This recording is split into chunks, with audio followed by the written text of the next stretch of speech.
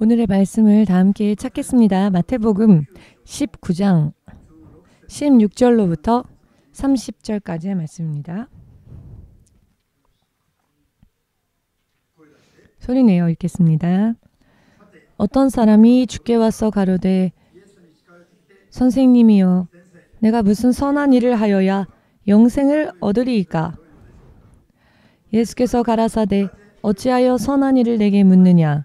선한 이는 오직 한 분이시니라. 내가 생명에 들어가려면 계명들을 지키라. 가로되 어느 계명이오니이까? 예수께서 가라사대 살인하지 말라, 간음하지 말라, 도적질하지 말라, 거짓 증거하지 말라, 내 부모를 공경하라, 내 이웃을 내 몸과 같이 사랑하라 하신 것이니라. 그 청년이 가로되 이 모든 것을 내가 지키었사오니 아직도 무엇이 부족하니이까? 예수께서 가라사대 내가 온전하고자 할진대 가서 내 소유를 팔아 가난한 자들을 주라. 그리하면 하늘에서 보화가 내게 있으리라. 그리고 와서 나를 쫓으라 하시니 그 청년이 재물이 많음으로 이 말씀을 듣고 근심하며 가니라. 예수께서 제자들에게 이르시되 내가 진실로 너희에게 이르노니 부자는 천국에 들어가기 어려우니라. 다시 너희에게 말하노니 약대가 바늘귀로 들어가는 것이 부자가 하나님의 나라에 들어가는 것보다 쉬우리라 하신대 제자들이 듣고 심히 놀라 가로되 그런즉 누가 구원을 얻을 수 있으리이까? 예수께서 저희를 보시며 가라사대 사람으로는 할 수 없으되 하나님으로서는 다 할 수 있느니라. 이에 베드로가 대답하여 가로되 보소서 우리가 모든 것을 버리고 주를 쫓아싸우니 그런즉 우리가 무엇을 얻으리이까? 예수께서 가라사대 내가 진실로 너희에게 이르노니 세상이 새롭게 되어 인자가 자기 영광의 보좌에 앉을 때에 나를 쫓는 너희도 12보좌에 앉아 이스라엘 12지파를 심판하리라. 또 내 이름을 위하여 집이나 형제나 자매나 부모나 자식이나 전토를 벌인 자마다 여러 배를 받고 또 영생을 상속하리라. 그러나 먼저 된 자로서 나중되고 나중된 자로서 먼저 될 자가 많으니라. 주대신 하나님, 오늘도 십자가 위에서 죽으신 예수께서 약속대로 3일 후에 부활하시고 구원주가 되신 사건, 이 사건을 온 마음으로 믿고 예수님을 영원한 구원을 주시는 하나님으로서 영접한 그 믿음으로 우리는 이 자리에 주님 앞에 나아왔습니다. 주께서는 살아계시며 약속을 지키시고 또 우리의 믿음을 보신 대로 우리들의 행위에 따라 갚아주시는 하나님이심을 확실히 믿은 그 결과를 가지고 간증을 할 수 있는 실로 살아계신 하나님과 함께 더불어 사는 신앙생활을 매일매일 성장을 거듭하며 나아갈 수 있도록 도와 주시옵소서. 오늘도 이 예배를 통하여서 새로운 의미로서의 출발이 이루어질 수 있도록 마지막까지 도와주시옵소서. 예수 그리스도의 거룩하신 이름으로 기도드리옵나이다. 아멘.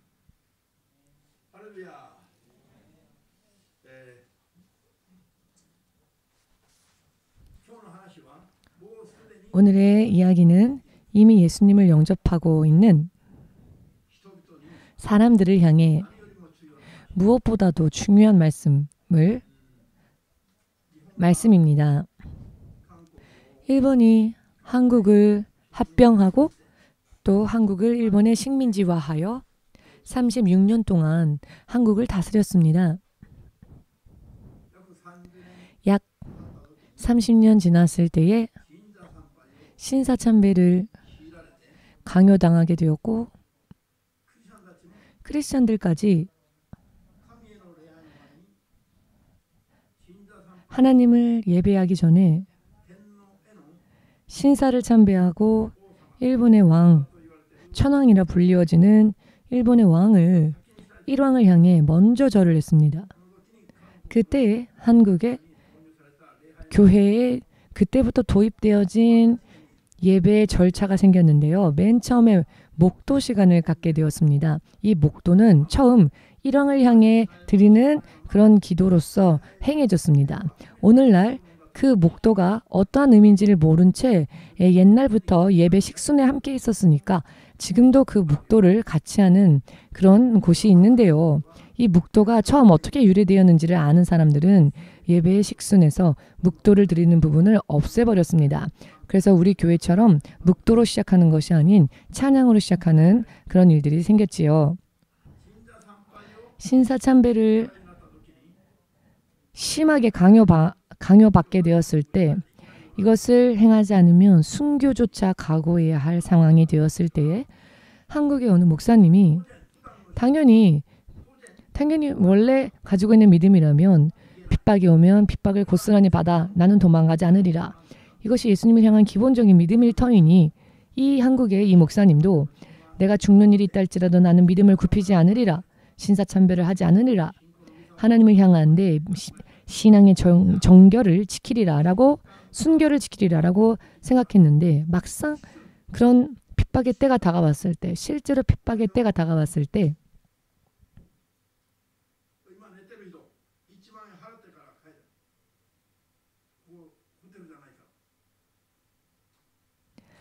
자, 예배를 드리러 와서 잠을 자면 안 됩니다. 일어나십시오. 어린 아이들이 뇌리에 스쳐 지나가는 겁니다. 나는 주님을 위해서라면 죽을 수 있지만 하나님을 향한 믿음을 지키기 위해서라면 죽어도 좋다라고 하는 믿음이었지만, 순간 뇌리를 스쳐 지나가는, 그리고 아직도 어린 그 자녀들이 순간 뇌리를 스쳐 지나갈 때 마음을 빼앗기고 말았습니다. 나는 죽어도 좋지만 남겨진 이 아이들과 가족은 어떻게 해야 할 것인가? 이 어린 아이들이 내가 죽으면 누가 이 아이들을 책임질 것인가? 라는 생각을 하게 되었을 때 완전히 믿음을 빼앗겨버리고 말았답니다. 그래서 결국 신사참배를 하고 말았다. 그리하여 나중이 되어, 물론 그 일이 옳은 일이 아니라는 것을 충분히 알고 그것을 가르치던 분이니까 한국의 모든 교회들이 알 정도의 알 수 있는 큰 그 공적인 장소에서 이 목사님이 자신의 과거를 고백하며 공개적 회개를 했습니다. 그리고 1900년대 이후에 후반에 이분이 한국의 WCC 도입을 선두에 서서 받아들이게 되었고요.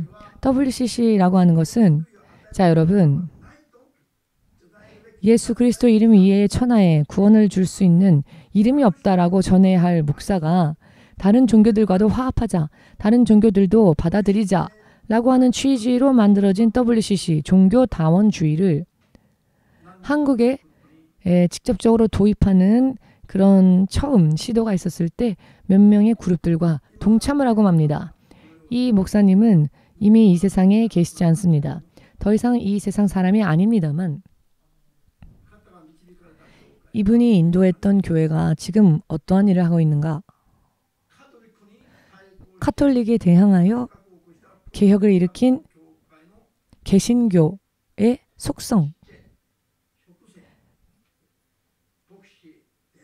직책이 있지 않습니까? 예를 들면은 직분의 이름이 목사, 전도사, 권사, 장로, 집사, 이런 직분의 이름이 있지 않습니까? 그런데 이 직분의 이름을 카톨릭처럼 해야 한다라고 하는 주장을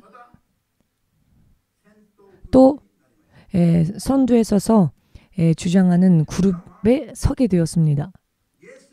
평소에는 예수님을 향한 믿음이 내 안에 있다, 그렇게 또 생각하고 있고 그렇게도 가르치고 있고, 하지만 실상 가장 중요한 때에서는 어긋나버리고 많은 일들이 이렇게 있습니다.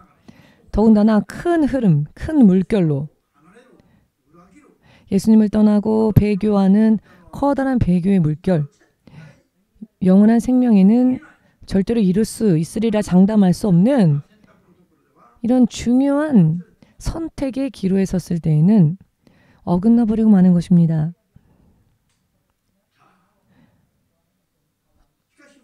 그렇지만 평소 때에는 경건한 신자의 모습을 갖고 있습니다.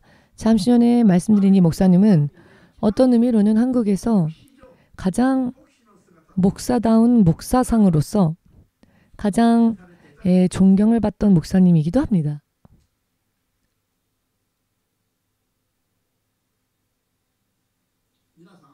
여러분, 성경은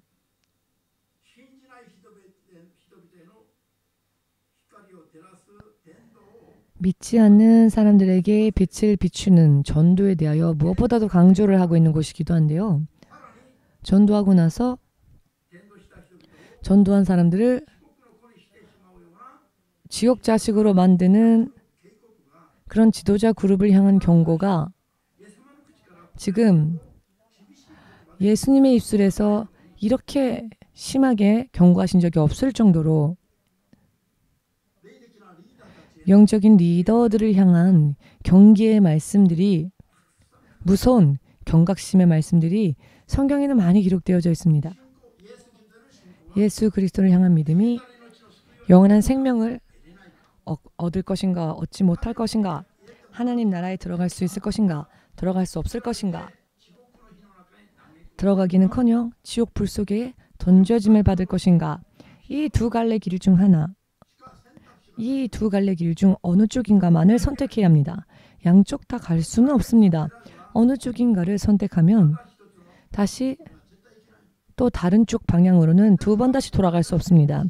우리가 지금 소망하며 가는 길이 참 복되게도 하나님의 나라입니다. 그것이 틀림이 없다면 이것은 굉장히 최고의 선택인데요. 그러나 본인들이 자기들도 알지 못하는 사이에 혹은 알고 있으면서도 지옥을 향해 가는 그런 일들을 용인하고 만다면 이것은 정말 심각한 일이 됩니다.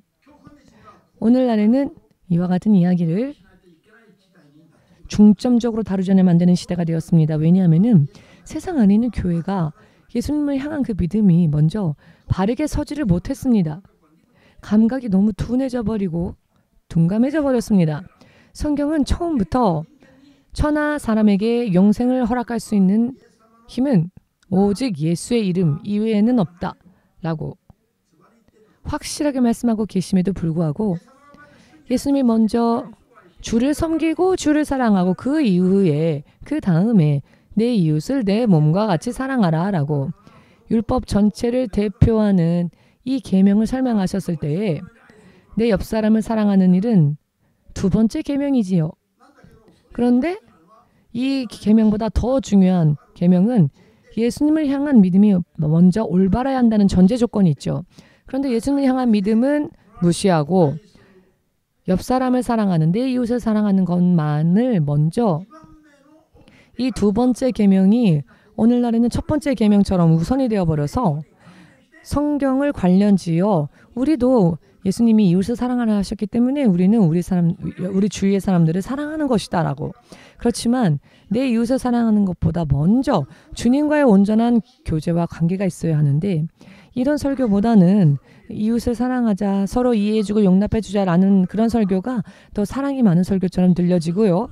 자신들이, 성도들이 자기가 어디로 끌려가고 있는지, 어디로 인도되어지는지 알지도 못하면서 잘못된 곳으로 끌려가는 겁니다. 종교를 뛰어넘어 화합하자. 이것은 유엔이 주장하는 이야기이기도 하는데요.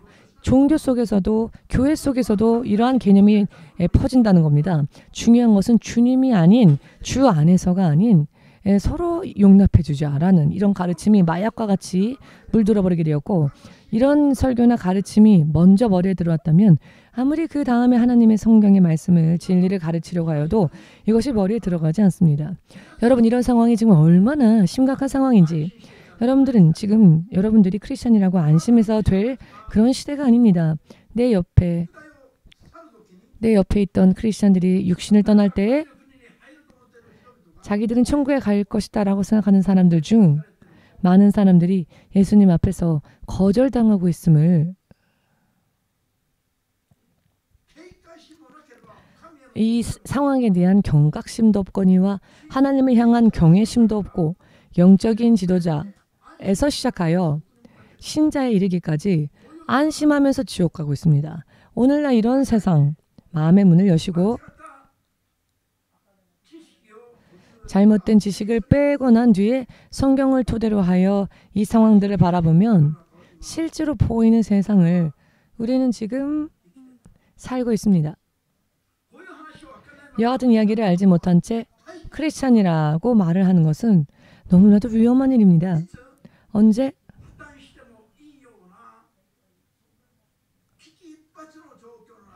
파탄이 될지 알 수 없는 위기 촉발의 상황 속에서 절대로 안심할 수 없는 상황 속에 처한 것이기 때문에 구원이 점점 멀어지고 하나님의 심판이 눈앞에 가까이 오고 있음에도 불구하고 그것이 보이지 않는 이런 시대를 지금 우리가 살고 있는 것, 이것은 밤중에 꿈에서조차 잊어버려서는 안 될 것입니다.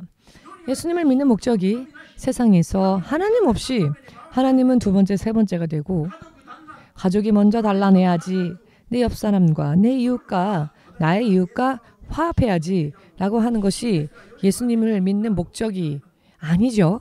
예수님은 우리에게 그러라고 이 땅에 오셔서 피 흘리신 것이 아닙니다.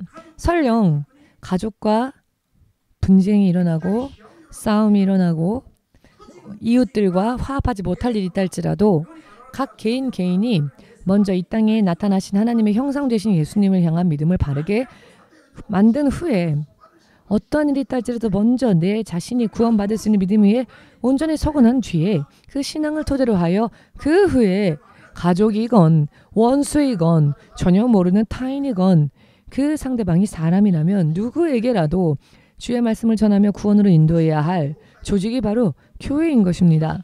그리고 그 조직의 일원이 바로 여러분 한 사람 한 사람 크리스찬인 것입니다. 영원한 생명의 구원은 없다 한다면 그것은 쭉정이 같은 믿음일 뿐이고 위선적이고 종교적인 형식적인 믿음에 불과합니다. 다른 종교를 믿은 결과와 똑같은 결과가 나올 것입니다. 그런데 왜 이것을 깨닫지 못할까요? 왜 이것이 보이지 않는 것일까요? 이 상황들은 완전한 미혹입니다. 미혹을 당하면 눈이 있어도 보지 못하고 귀가 있어도 듣지 못하는 상황이 됩니다. 우리는 이것을 깨달아야 합니다. 아멘 되십니까?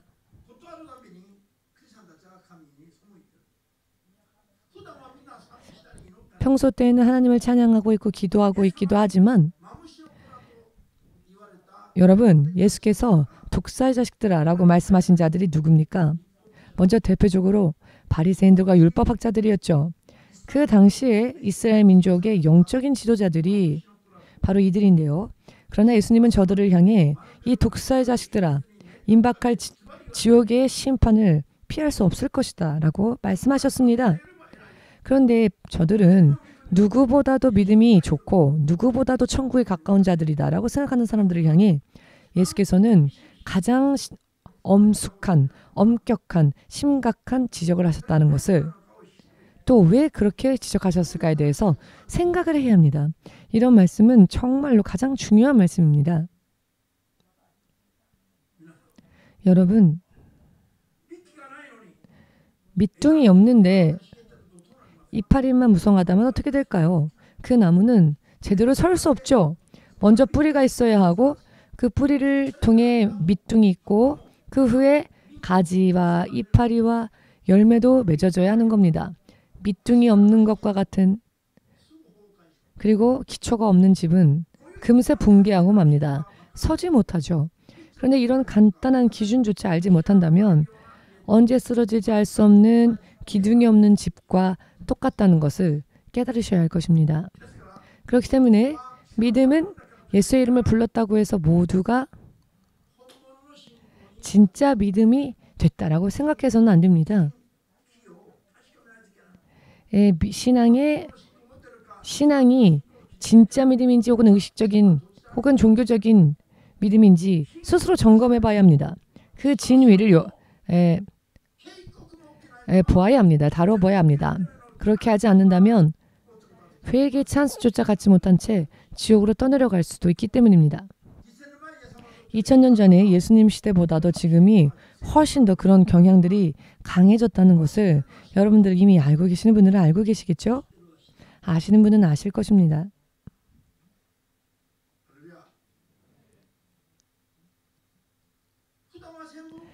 평상시에는 누구보다도 크리스천처럼 보이고, 왜냐면은 독선적인 것도 얘기하지 않고 타협하고 뭐든지 섞어서 만들어버리니 어떠한 믿음을 가졌건 전부 화합해주고 전부 용인해주니까 그것이 영적인 레벨에 이르지 못한 크리스천들이 보일 때에는 그게 진짜 사랑인 것처럼 보이는 겁니다. 안 되는 것을 안 된다라고 말하면 너무 차갑다 혹은 냉정하다 라고 말을 합니다. 2000년이 지나도 이런 감각조차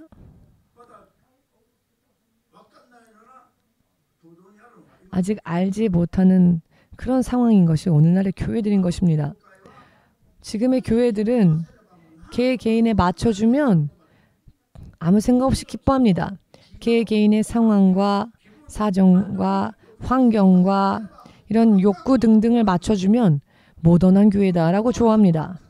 그리고 융통성이 있고 마음이 넓은 교회다라고 생각하는 경향이 오늘날 교회들의 흐름이 되어버렸습니다.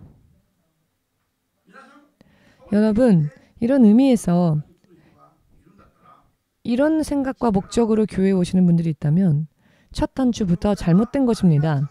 교회는 어떠한 상황이 있다 할지라도 뛰어넘어 예수님으로 사는 삶을 새롭게 만들고 어떤 일이 있다 할지라도 하나님 나라에 들어갈 수 있는 믿음을 깨달을 때까지 노력하여 하나님의 성령으로서 세상과 타협하지 않고 똑바로 하나님의 나라를 향해 가는 그 길을 몸에 배게 하고 이 길에서 절대로 떨어지지 않기 위해 우리는 교회에 와야 하는 것입니다.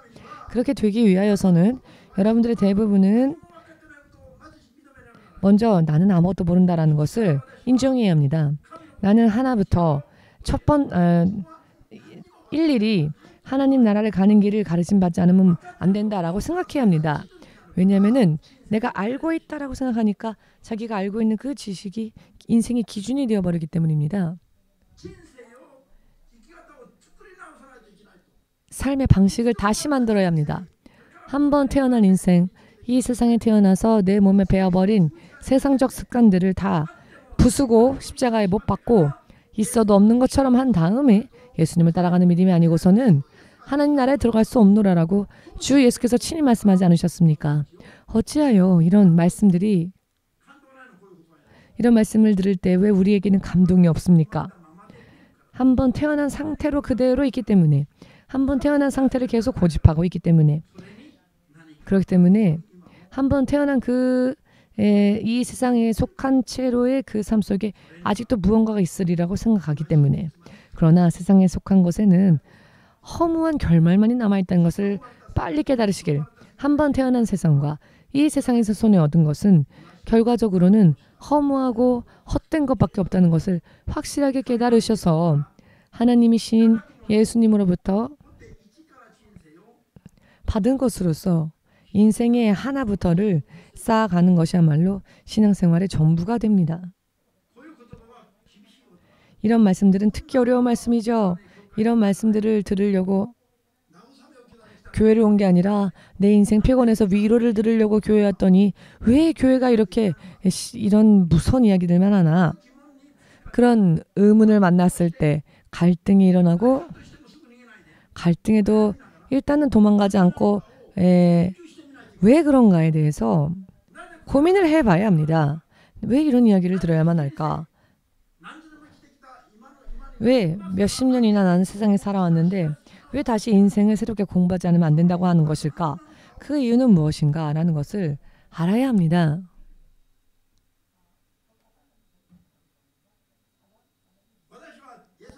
저는 예수님을 만나기 이전에는 제 분야에 있어서는 상당히 앞서던 사람이었습니다. 그러나 예수님을 영접하고 성경을 읽기 시작했을 때 교회에 있는 크리스찬들 그 누구보다도 내가 어리석다는 것을 알았습니다. 성경에 나오는 사람들의 이름조차 외워지지가 않았습니다. 처음에 그때서야 비로소 사모님이 크게 보였습니다. 저는 아무리 들어도 아브라함, 이삭, 야곱을 잊어버리는데 사모님 맨날 저한테 아브라함, 야곱, 이삭을 가르쳐주니 여기에서 갭의 차이를 느꼈습니다. 아니 어떻게 이 여자는 이런 걸 다 알지? 라는 생각을 했습니다. 저는 제가 사실 머리로 따지자면은 누군가를 동경해 본 적이 없었습니다. 그런데 아브라함, 이삭, 야곱의 이야기를 들을 때에는 제가 세상에서 가장 초라하고 가장 볼품없이 비참한 제 모습을 봤습니다. 아, 영적인 것은 보고 듣고 귀에 들어오고 한다고 해서 바로 마음에 오는 게 아니라 아무리 듣고 아무리 보아도 영적인 것은 좀처럼 이게 심어지지가 않는구나. 그런데 저 여자는 이름뿐 아니라 저들의 평생의 삶까지도 다 알고 무슨 이야기를 해도 성경에 대한 지식이 방방 나오니까 정말 어떤 면에서는 비참한 기분이었습니다. 제가 세상에 태어나서 비참한 기분을 느꼈던 게 그때였습니다. 저는 나면서부터 스스로 제 자신에게 있어서는 자긍심이 있었습니다. 제가 태어났을 때 항상 가정에서도 저를 향한 서포트가 있었고 어디를 가도 저를 보호해주는 부모와 같은 분들이 계셨고 사랑하는 부모님이 계셨고 먹고 사는 데도 지장이 없었기 때문에 예를 들어 어딘가 가서 실패해도 그래도 나를 맞아주는 가정과 식구가 있었기 때문에 아무튼 그런 의미에서 저는 한 번도 인생을 살면서 비참한 적이 없었는데 성경 이야기만 나오면 갑자기 저 여자가 저한테 선생님이 돼갖고 이것도 몰라? 이건 이거야. 이것도 몰라? 이렇게 가르칩니다. 그런데 아무리 이야기를 들어도 이게 머리에 심어지지가 않는 겁니다. 그래서 제가 예수님 믿고 아, 내가 바보가 됐나? 라는 생각을 실제로 해본 적이 있습니다. 여러분들에게도 신학생들 중에서 이런 분이 계셨습니다. 교회에 와서 나는 내 분야에서 나름대로는 잘 나갔고 매달 70만 원 이상의 수입이 있었던 사람이 있었습니다. 사실 매달 70만 원의 월급을 받는다고 한다면 세상에서도 먹고 살기에 문제가 없는 성공한 사람이라 알 수 있지 않습니까? 그래서 어디를 가도 자기에 대한 어떤 존재감이라는 게 있었답니다. 다른 사람한테 지고 밀리는 그런 삶을 산 적이 없었다고 했습니다. 그래서 언제 해고당한다 할지라도 얼마든지 내가 다른 새 직장을 찾으려고 한다면 얼마든지 새롭게 취직할 수 있다라고 자신만만했던 사람이 우리 EMC의 신학교에 입학해서는 갑자기 열등감에 사로잡혀서 내가 사람들한테 바보 취급을 당한다라고 하는 겁니다. 나는 잘난 사람인데 여기에만 오면 EMC 신학교에만 오면 내가 제일 모르는 사람이 되었고 내가 완전히 바보가 되어서 여기만 오면 자기가 비참한 느낌이 든답니다. 이런 느낌이 계속 드니까 못 견딘 겁니다.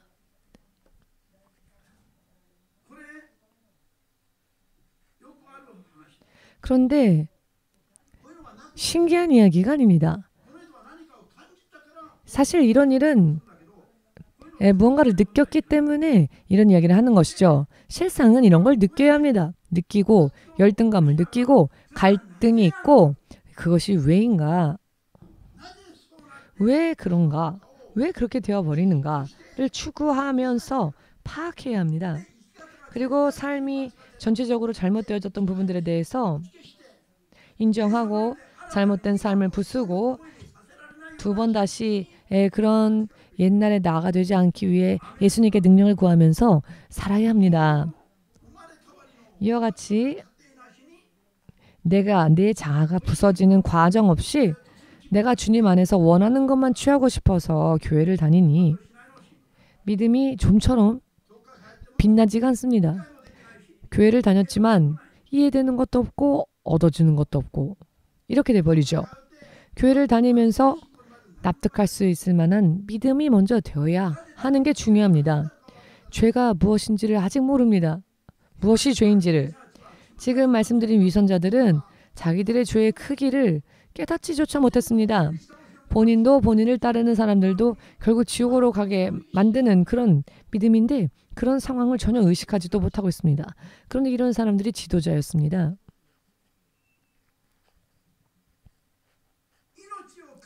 생명을 걸고 목숨 걸고 쫓아가야 할 진리의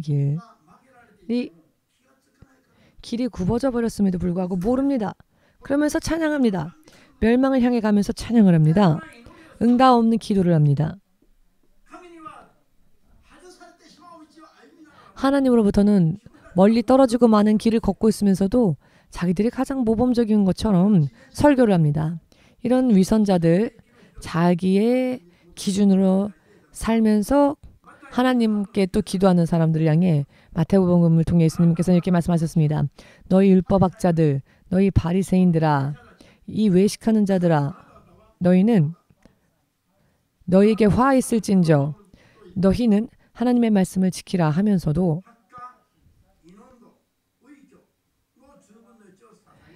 향유, 모량 이와 같은 11조들을 드리지만 실제로 드려야만 할 하나님을 향한 자비와 하나님을 향한 의와 믿음은 너희가 없는 것처럼 하고 있다. 그리고 또 이렇게 경고하셨습니다. 독사의 자식들아, 누가 너희를 지옥의 심판에서 피할 수 있으리라 가르쳤느냐? 가르친 적이 없는데 너희는 마치 그렇게 배운 것처럼 믿음 생활을 한다 하는구나 라고. 여러분, 주의 이름을 부르면서 성경의 말씀은 지키면서 결국은 하나님으로부터 떨어지며 지옥으로 가는 지도자들을 향한 경고의 말씀인 겁니다. 여러분, 이와 같은 이야기는 낡은 이야기가 아니라 먼저 이런 이야기들부터 전해야 합니다. 왜냐하면 기준이 되어야 될 사람이 잘못되어지면 그 사람 뒤에 서는 자들도 다 같이 어긋나 버리기 때문입니다.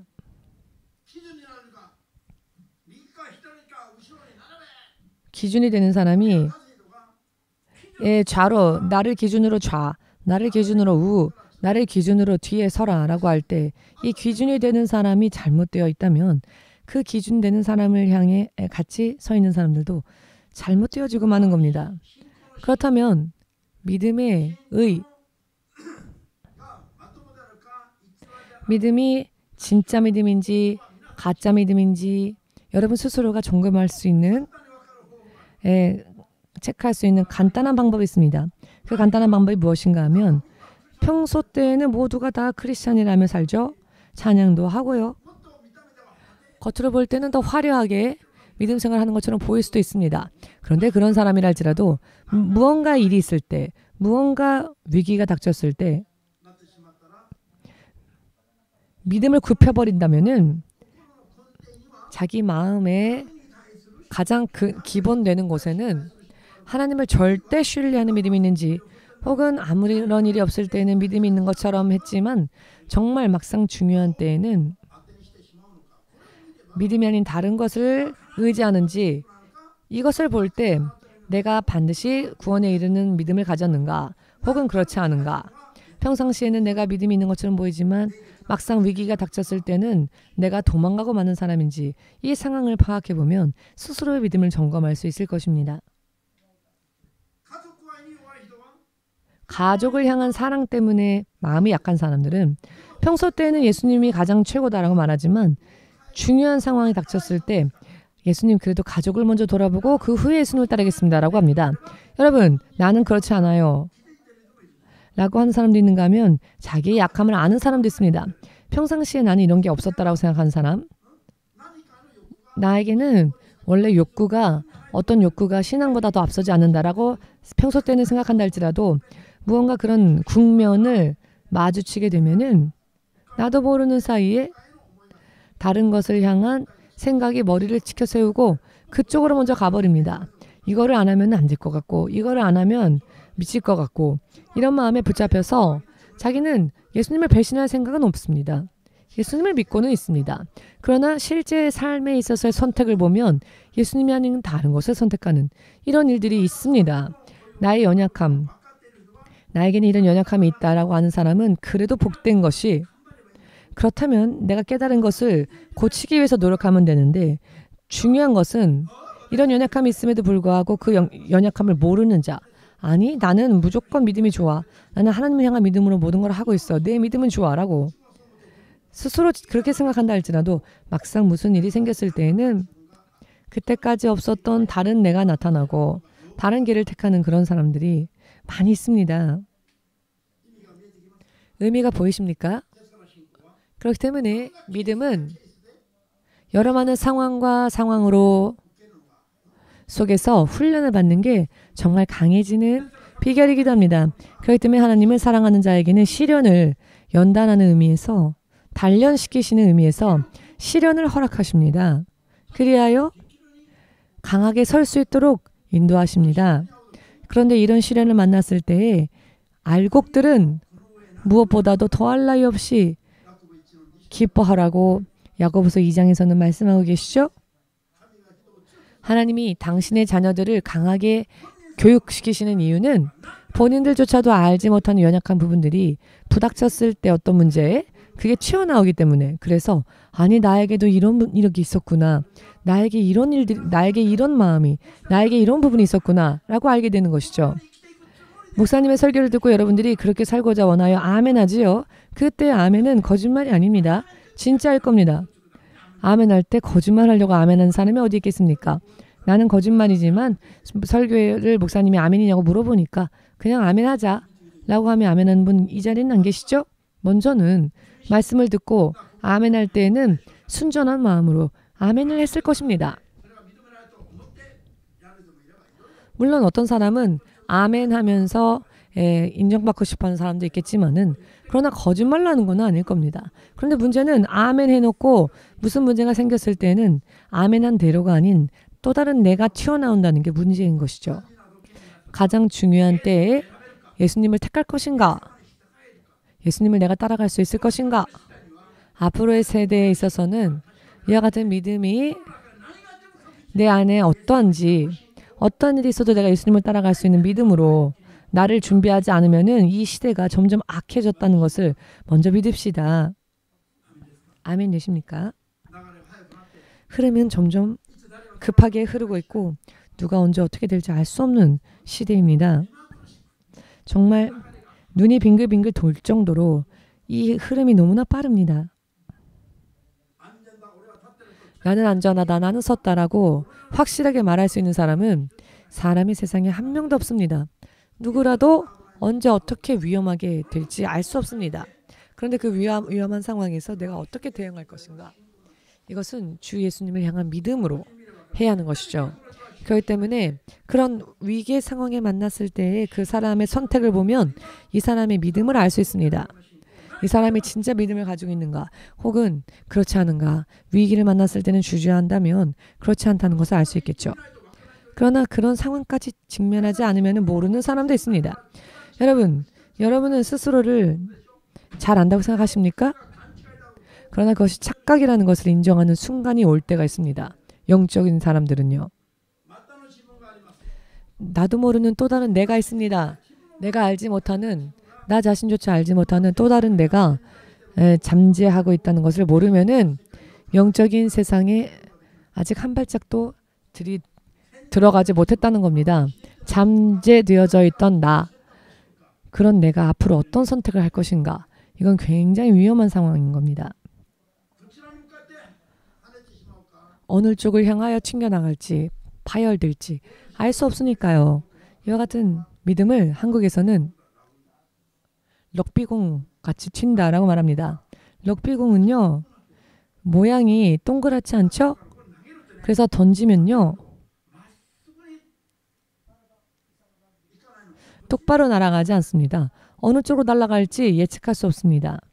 모양이 이렇게 되었기 때문에 동그라면은 똑바로 던지면 똑바로 날아갑니다. 그런데 럭비공 같은 경우는 똑바로 던졌지만 이런 모양이 되었기 때문에 어느 쪽으로 굴러가게 될지 알 수 없습니다. 공기의 흐름이 어떻게 되느냐에 따라서 금세 예측할 수 없는 방향으로 튕겨나갑니다. 믿음만큼은 럭비공 같은 믿음이 되어서는 안 됩니다. 어떤 일이 있다 할지라도 확실하게 돌파하여 하나님을 향한 믿음으로써 살지 않으면 안 됩니다. 오늘의 이 부자 청년은 예수님 앞에 나오던 그 순간까지 자기는 누구보다도 믿음이 있다고 생각했죠. 영원한 영생을 얻기 위하여서 그 모양새로 볼 때는 질문하는 것처럼 보이지만은 실제로는 자기 믿음에 자신이 있었던 사람이었습니다. 그래서 인정받고 싶어서 어떤 의미로는 칭찬받고 싶었던 의미도 있을 수 있습니다. 정말 몰라서 영생을 얻으려면 어떻게 해야 합니까? 라고 정말 알고 싶어서 그리고 그것을 알면 그대로 하기 위해서 예수님 앞에 온 사람은 아니라는 것이 이 사람의 결과를 보면 알 수 있죠. 영생을 얻기 위해서 어떻게 해야 합니까? 라고 물어본 자의 모습이 아니죠. 결과를 보면. 아멘 되십니까? 정말 알고 싶어서 온 사람이라면 계명을 지켜라 라고 예수께서 말씀하셨을 때 알겠습니다. 아멘 하겠죠. 그리고 계명을 지켰는데요 라고 했을 때 예수께서 다시 그렇다면 너의 재산을 가난한 자들에게 나눠주고 너는 나를 따라오라 라고 하셨을 때 정말 영생을 알고 싶어 했던 사람이라면 예수님 그대로 행했겠지요. 그러나 이 부자 청년은 그 말씀은 따르지 않았습니다. 즉 정말 영생을 알고 싶어서 질문한 사람이 아니라는 것을 볼 수 있지 않습니까? 아멘 되십니까? 이 부자 청년은 아마도 이렇게 생각했겠죠. 나는 경건한 신앙을 가지고 있다. 내 신앙은 올바른 신앙이다. 나는 계명을 다 지켜왔으니까. 그래서 예수님이 나를 칭찬하시겠지. 내가 이 계명들을 지킨 것을 이야기 드리면 이런 기분이 있지 않았을까요? 정말 영생을 알고 싶어서 온 사람이라면 예수께서 무슨 말씀을 하셨건 그 말씀을 따라야 했겠지요. 슬퍼하고 근심하며 예수님을 떠나지는 않았을 겁니다. 그런데 여러분 예수님을 떠난 사람들조차 구원받을 수 있으리라고 생각하십니까? 여러분들은 이것을 깨달아야 합니다. 절대로 이 부자 청년은 이 상태로라면 구원에 이르지 못했습니다. 왜냐하면은 그것을 넘어서지 못했기 때문에 그것을 초월하여 따라갈 수 없었습니다. 예수님을 향한 믿음에 유혹이 생길 때는 지고 마는 믿음인 겁니다. 이와 같은 믿음은 구원에 이르지 못한다고 주 예수께서 계속 말씀을 하십니다. 어찌하여 부자가 천국에 가기 어렵다라고 하셨는가? 그것을 초월하기가 어렵기 때문에 그것까지 버리면서 따라가기가 어려웠기 때문에 그때 비로소 이 상태로는 안 되는구나. 내 믿음이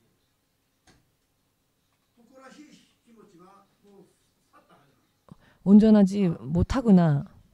내 믿음을 자랑할 수 있는 게 아니구나라는 걸 아마 깨닫기는 했겠지요.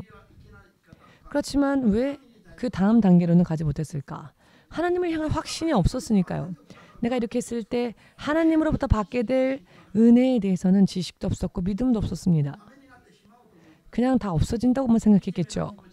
그래서 비참한 기분이 들면서도 예수님을 떠난 겁니다.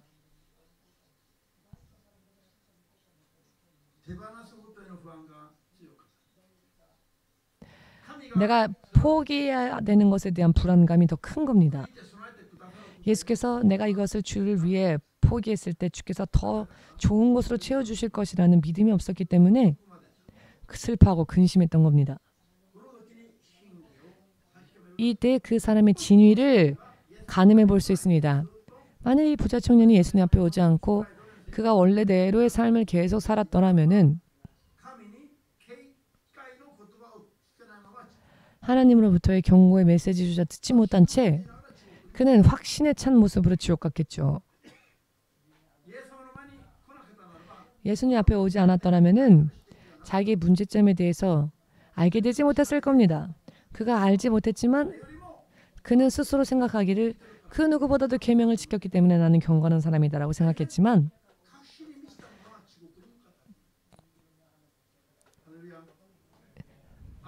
예수님께 지적받지 못했다면 그는 나는 천국에 가장 합당한 사람이다라고 확신에 찬 상태에서 지옥으로 갔겠죠. 이렇게 어떠한 문제가 터졌을 때에 비로소 나의 몰랐던 부분까지 알게 되는데 그런 문제에 봉착했을 때 어떻게 선택하고 어떻게 행동할 것이냐가 믿음을 결정짓게 만듭니다. 이 부자 청년은 자신의 문제점에 대해서 알게 되었지만 그것을 고치고 회개함으로 그 다음 믿음으로 나아가려고 하지 않았습니다. 그러나 이와 같은 경우에 오히려 회개하고 그 다음에 믿음의 단계로 가는 사람들도 가끔은 있습니다. 여러분은 어느 쪽에 서고 싶으십니까? 지금은 주께서 단기간에 여러분들을 키우고자, 여러분들을 양육하고자, 그리고 여러분들을 세우고자 하십니다. 옛날이라면은 사실 지금쯤이라면은 아직도 주님이 기다리셔야 할 상황일 수 있는데 지금은 시대가 점점 급하게 흘러가고 그래서 하나님이 당신의 자녀를 만들 때에도 급하게 만드시는 것이 보입니다.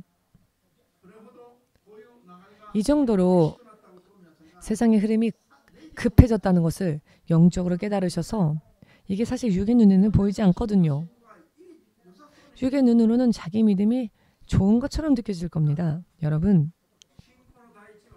믿음의 첫째는 스스로의 기준을 버리는 겁니다.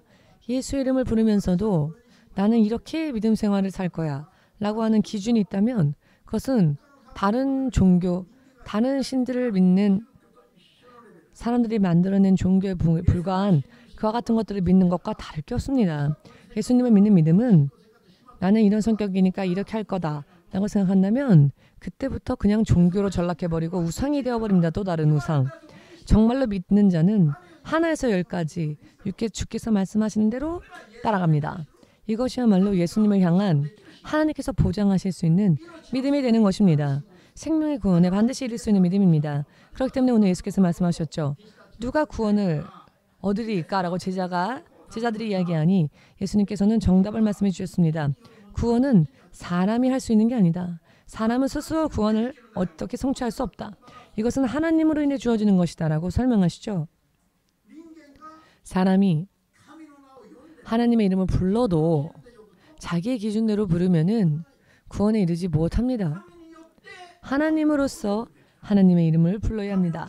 하나님을 통해 하나님을 불러야 하며 하나님의 기준으로 하나님을 불러야 하며 하나님 안에 있는 믿음과 지혜와 지식으로 하나님을 부르고 믿고 따라가야 한다는 것입니다.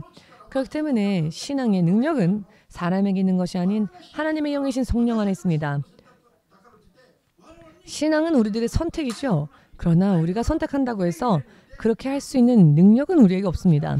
그렇기 때문에 성령께서는 우리가 결심했을 때 그대로 할 수 있는 성령의 능력까지 주신다고 약속하셨죠.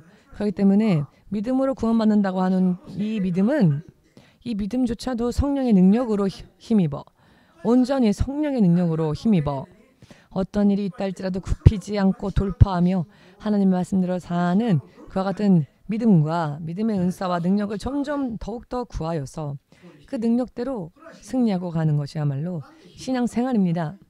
왜냐하면 어차피 그와 같은 힘이 사람 안에는 없습니다. 애초부터. 이것을 이해하게 된다면 복된 사람입니다.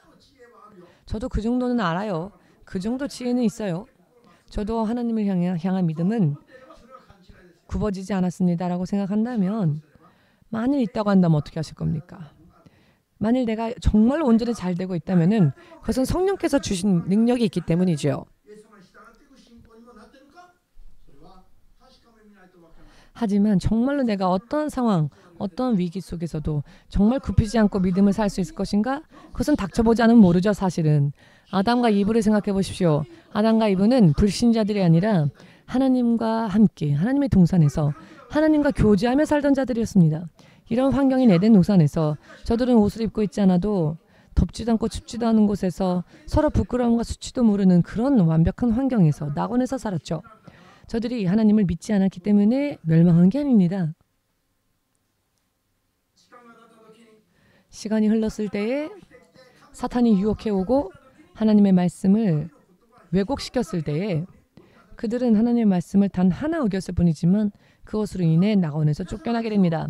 여러분, 100개 있는 말씀 중에 99개를 지켰다고 해서 나머지 하나는 어겨도 괜찮아. 그것은 사탄으로부터의 생각입니다. 99 지켰다고 안심한다면 그것은 하나님의 약속 안에는 없는 이야기입니다. 마지막 하나의 죄 때문에 얼마든지 걸려 넘어질 수 있습니다. 어떻게 전부 지켜요? 맞습니다. 못 지킵니다. 그렇기 때문에 예수님의 이름과 예수님의 이름으로서 하는 회개가 우리들에게 약속되어지지 않았습니까? 문제는 죄가 죄인지 모르는 게 문제입니다. 회개할 수 있는 길이 있는데 죄가 죄인지조차 모르는 게 문제인 겁니다. 자기의 기준이 죄입니다. 어떠한 이야기를 하건 선하고 악한 것을 자기 판단대로 판단하지 말고 자기는 이미 비어있는 자, 나는 죽은 자입니다. 한번 태어난 나는 이미 십자가에 못 박혀 죽었습니다. 그러니 어떠한 이야기를 듣건 반응하지 않습니다. 죽은 자니까요. 자기의 의견, 자기의 판단으로 결정하지 않으면 됩니다. 내가 주께서 나에게 명령하시는 대로 행한다면 주께서 부활의 힘으로써 여러분들을 영원히 살릴 것입니다. 이것이야말로 가장 안전한 길입니다. 이것은 온 세상 모든 것이 멸망한다 할지라도 이런 믿음을 가진 자만큼은 주께서 안전히 보호하시고 살게 하십니다. 코로나를 지나오면서 우리가 확실히 보지 않았습니까? 이런 설교가 얼마나 중요한지. 코로나 때를 지나가면서 보니 교회들이 하나님을 향한 믿음은 없고 모두가 정부의 지식과 정부의 정책을 빨리 대응하는 것이 지혜다 라고 말하는 목사님을 제가 제 눈으로 봤습니다. 그러나 그것은 설교가 아니라 사탄의 연설일 뿐입니다. 성경이 어디에 그와 같은 일이 성경 어디에 있습니까? 코로나 같은 전염병이 터졌을 때는 내 앞에 오지 말아라. 나도 힘드니까 라고 예수께서 말씀하셨습니까? 코로나가 오면 나도 현대의학도 이것을 살릴 수 있는 기준이 없으니까 내가 흘린 보혈보다 그 보혈을 흘렸던 시점에서 2000년이 흐른 오늘날의 시대가 의학이 더 발달했으니까 일본의 의학은 세계에서도 알아주니까 이런 병에 걸렸을 때에는 병원에 가라 라고 하는 가르침이 성경 어디에 있습니까? 그런데 성경에도 없는 가르침을 가르치는 곳에 사람들이 넘쳐납니다. 그런데 이런 교회를 할 수 있을까요? 확실하게 말씀드리겠지만 그런 것을 교회를 할 수 없습니다. 그것은 하나님을 향한 믿음이 아닙니다. 저는 하나님으로 인해 치유받고 하나님으로 인해 순종하는 것을 배워야 하는 것이 교회라고 가르쳤지. 무슨 일이 생기면 병이 이런 이런 병에는 이런 좋은 병원이 있다. 이런 좋은 약이 있다라고 소개한 적이 없습니다. 약이 백신이 나를 지킬 것이다라고 얘기했다고 누가 그랬답니다. 제가 술 취하지 않은 이상 그런 이야기를 여러분 다시 한번 말씀드리겠습니다마는 교회를 다니려고 한다면 하나님을 쫓아서 어떤 일이 있다 할지라도 그것을 뛰어넘어 이것만은 못해 라고 하는 것조차도 주의 지시가 있다면은 한 번에 버리고 순종하는 것이 어떤 특별한 믿음이 아니라 믿음의 기본이라는 것을 인정하는 믿음 위에 지금부터 서시기를 주 예수 이름으로 축복합니다. 지금 내가 고집하고 있는 것 혹은 애착을 갖고 있는 것 이것만큼은 내가 못 버린다라고 하는 게 무엇입니까? 물질에 대한 욕구, 명예, 권력에 대한 가족을 향한 여러 많은 것들이 있겠지요.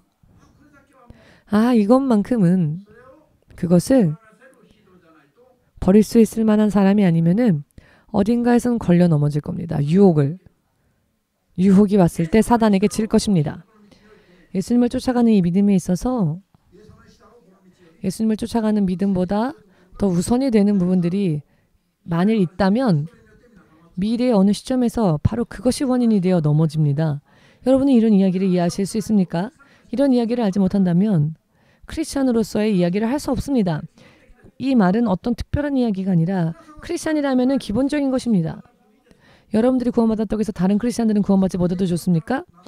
한번 예수 이름을 불렀다면은 그 예수 이름을 부른 자들은 모두 100% 구원받아야지요. 그 땅적으로 알기 쉽게 말씀드려서 지옥의 불 속으로 던져지기 위해서 예수를 믿은 게 아니지 않습니까? 병에서 고침받고 싶어서 부자 되고 싶어서 대인관계가 좋아지고 싶어서 가정이 원만해지길 원해서 예수님을 믿는다면 그것은 안 됩니다. 그것은 우리의 믿음의 목적인 게 아닙니다. 우리가 올바로 믿으면 그와 같은 것들은 예수님께서 덤으로 주시는 보너스로처럼 주시는 선물들이지 그것이 믿음의 목적이 되어서는 안 됩니다. 우리의 믿음의 목적은 내가 육신을 떠날 때에 반드시 하나님 나라로 가기 위해서 믿어야 하는 겁니다. 이것을 위해서라면 가족, 명예, 권력, 내가 좋아하는 것, 애착하고 집착했던 것 목숨조차 아끼지 않고 미련 없이 버릴 수 있고 하나님을 우선적으로 사는 믿음이 없으면은 절대로 여러분 내일이 위험합니다.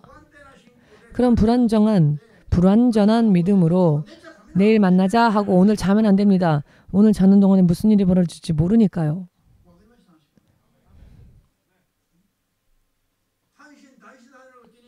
고베에 대지진이 일어났을 때 한밤중에 대지진이 일어났습니다. 그래서 밤에 잠들기 전에 잘 자라 라고 말하며 서로 인사하며 잤던 사람들 중에 6,000명의 사람들이 두 번 다시 깨어나지 못하는 사람이 되어버렸습니다. 잠이 든 그 밤 사이에 생명에서 떨어진 겁니다.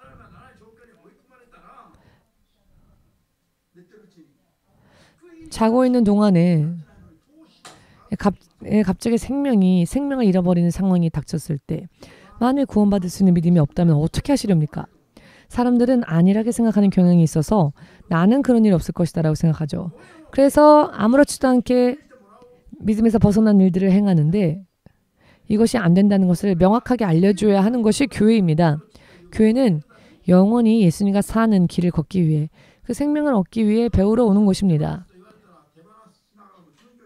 육체의 목숨을 요구당한다면 육체의 목숨을 버리더라도 하나님과의 관계를 우선적으로 만드는 것이야말로 가장 기본적인 신앙의 목적입니다. 그런 믿음은 설교하는 그런 믿음 좋은 분들의 사람들에게 국한되는 이야기 아닙니까?가 아니라 예수를 믿는 모든 사람들이 먼저 근본적으로 토대로 만들어야 할 기준이 바로 오늘의 말씀입니다. 여러분 믿으십니까? 마음속으로 생각해 보십시오. 심목사님이 이렇게 이야기를 해도 나는 절대 이 부분만큼은 포기할 수 없어요 라고 하는 그런 부분들이 있다면 오늘부터 그 부분과 싸움을 해보십시오. 만일 육신의 생명을 요구당하는 일이 생길 때 그럼에도 불구하고 나를 주님께 드리겠습니다. 주 뜻대로 행하여 주시옵소서라고 기도할 수 있어야 하며 또한 성령께서 우리에게 음성을 들려주실 때 성경을 통해서 하나님 우리에게 말씀을 주실 때 그때는 아무 의심 없이 아무리 듣기 어려운 명령이라 할지라도 그 말씀을 순종했을 때 내가 얻게 될 결과는 세상에선 상상할 수도 없는 하늘의 영역, 하늘의 수준의 큰 은혜를 받고 기뻐 춤추게 될 것이라는 것을 알아야 합니다. 엊그제 니뽀리 사니홀에서 찬양하는 모습을 보니 여러분들 지금까지 입지도 않았던 아주 아름다운 옷들을 입고 춤추고 열심히 찬양하는 모습을 보았는데요. 여러분 솔직하게 물어보겠습니다. 춤추고 노래하며 연주하고 반주한 사람들 좋았습니까? 힘들었습니까? 왜 그냥 보기만 한 사람이 이야기합니까? 왜 보기만 한 사람이 이야기합니까?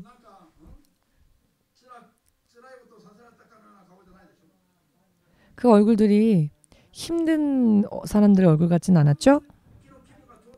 그때 기분이 어떠했는지는 모르겠으나 그것과는 상상할 수도 없는 놀라운 축복이 믿는 모든 자들을 위해서 주시기 위해서 예수께서 준비해 주셨다는 겁니다.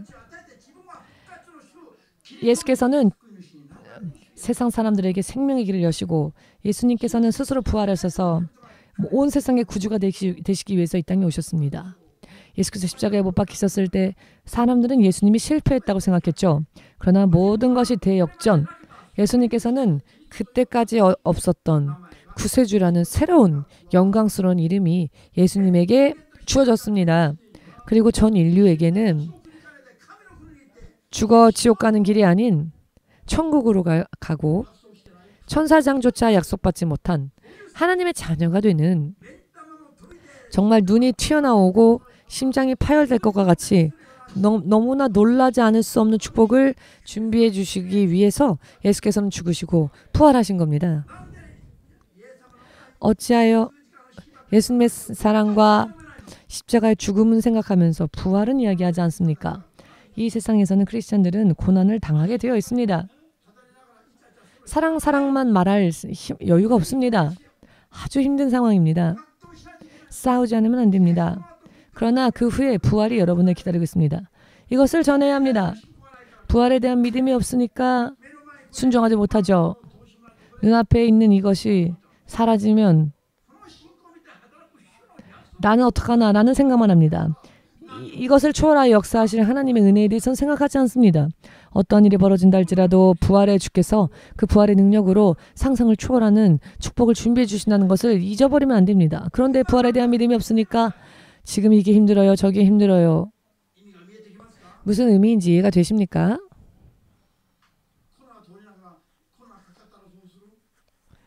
코로나 시대 때 내가 코로나 걸리면 어떡하지? 코로나 걸리면 어떻습니까? 치유받으면 되지 않습니까? 예수님은 코로나에 지신 적이 없습니다. 그것을 안 믿으니까 걸려도 고쳐주시며 죽어도 살려주시는 이것을 믿지 않으니까 걸리면 어떡하지? 죽으면 어떡하지? 내가 발가벗은 몸이 되면 어떡하지? 세상 사람들이 걱정하는 것을 그대로 크리스천들도 걱정을 하니 크리스천들이 빛나는 삶을 살지 못하고 있습니다. 설령 쓰러진다 할지라도 7번 쓰러져도 8번 일어나는 게 아니라 7배 곱하기 70번을 쓰러져도 다시 일어날 수 있고 다시 세워주십니다. 죽어도 부활이 있습니다. 하나밖에 없는 믿음을 주를 위해 바친다면 그 후에는 영원한 생명이 주어집니다. 이거를 안 믿으니까 세상에 지는 겁니다.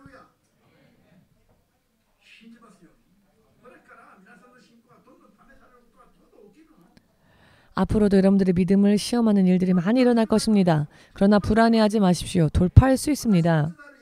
제가 전하는 예수님은 모든 것을 이기신 예수님입니다. 어떤 일이 있다 할지라도 우회하지 않고 돌파하는 할 수 있는 힘을 주십니다. 병에 걸렸으면 병원 가세요. 약을 먹어요. 라고 말한 적이 없습니다. 가게 된다면 당신의 선택입니다. 그러나 저는 예수님을 의지하라라고 밖에 설명하지 않았습니다. 이게 신으면 믿음을